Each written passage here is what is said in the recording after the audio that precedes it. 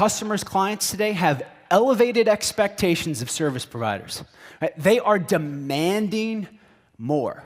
Right? It's not enough to just have quality products, great service. So what? They're looking for someone that's going to create remarkable, memorable, meaningful experiences for them. That's a tall order.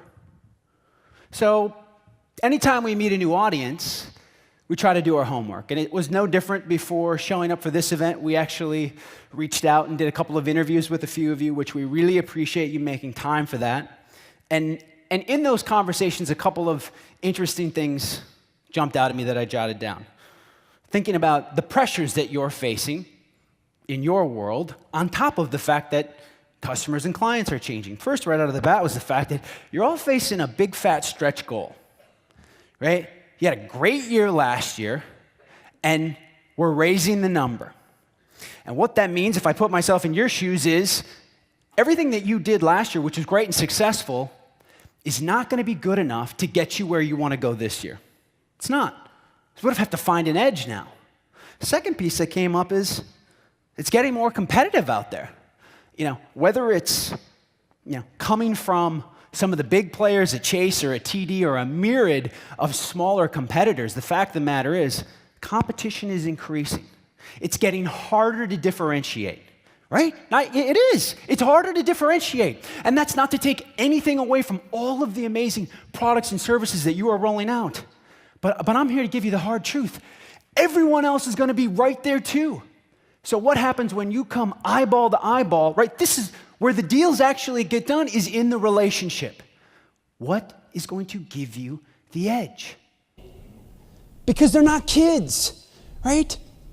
They're starting families, they're starting companies, they're buying homes, right? They're set to out-earn baby boomers in 2018. They're going to make more than baby boomers. It's the largest generation in the history of the world. Not to mention what we know they're going to inherit, estimated at $41 trillion. And a super interesting stat that I just read was that 71% of college-educated millennials are currently investing, yet only 21% are working with an advisor. That is a massive opportunity. Like all trends that are youth influenced, right? Youth so often set the trends, and that's been true long before just millennials. Baby boomers were setting trends. Xers were setting trends. It starts with the youth, but it gradually works its way out and begins to influence everyone until it is universally adopted. Think about something as simple as texting, right? Texting where kids were texting, or even Facebook. Facebook is for kids. Gravitate starts to influence everyone in all fronts. We are seeing a front now where the network is influencing everyone, creating a new age, a new networked customer, where it's not about a state of age, it's about a state of mind. And when we think about customers we're going to be serving in the next 3 to 5 years, this is where they're going to live. We have to prepare ourselves to build meaningful connections with customers that live in the heart of the network. Now let me ask you a question. When was the last time you had an experience with a brand or a service provider that was so good you had to tell someone about it? Better yet, when was the last time you created an experience for someone that was so good they had to tell someone about it? Think about that. I think about it all the time with my clients. Am I showing up in such a way that that person walked away and had to tell someone about their experience? This is where we win. This is where we win. These new tools are going to empower you.